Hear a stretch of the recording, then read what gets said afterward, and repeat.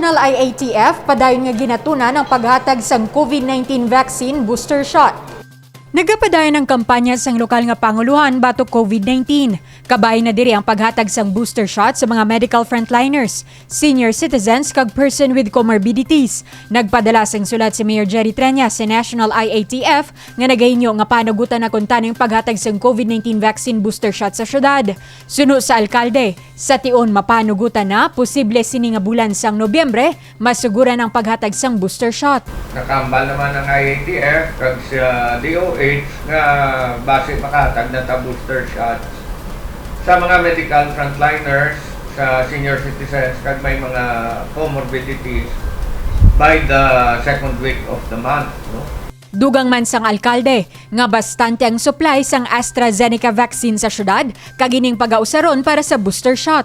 Sige, unta naman na. We have sufficient vaccines nga AstraZeneca. Kung madugangan pagkikita din sa bakuna saling sa IATF, we will very much welcome it.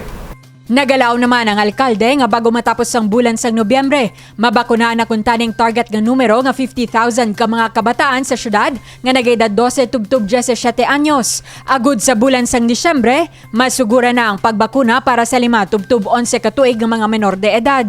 Samtang, nagapadayon naman ang vaccination rollout para sa mga kabataan nga nagayedad 12 tubtub 17 anyos kag sa records sang Iloilo City Government halin Oktubre 29 tubtub Nobyembre 4, may 9,152 na ka mga menor de edad ang nabakunahan kontra COVID-19.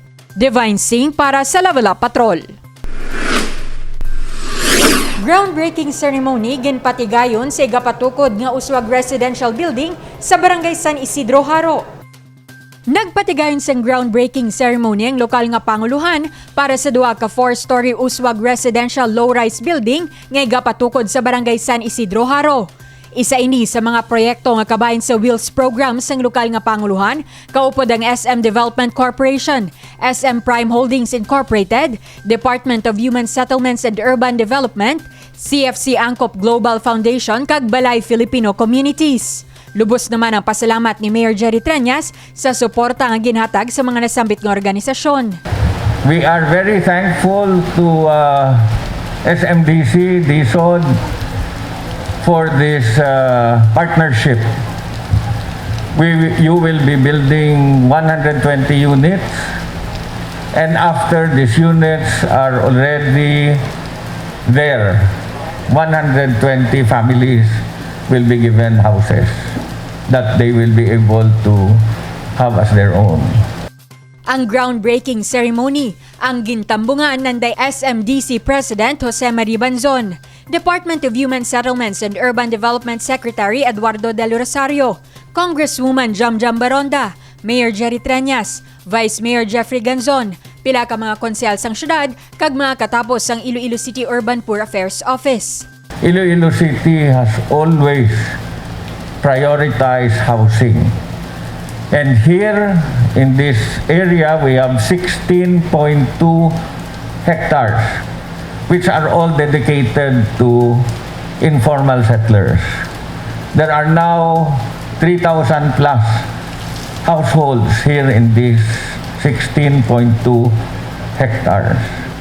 120 ka mga kwalipikado kag nakapasar sa screening sang Iloilo City Urban Poor Affairs Office nga mga pamilyang Ilonggo ang mangin benepisyaryo sang 120 man ka mga unit sang uswag residential low-rise building. Tinutuyo sang lokal nga panguluhan nga mabuligan kag matagan sang puloy-an ang mga informal settlers sa syudad. Ini nagapakita lamang nga padayon ang pag-uswag sang Iloilo City bisan sa tunga sang pandemya. Handom sang lokal nga panguluhan nga manginisa sa mga most highly urbanized city ang syudad sang Iloilo sa tuig 2028. Divine Singh para sa Level Up Patrol.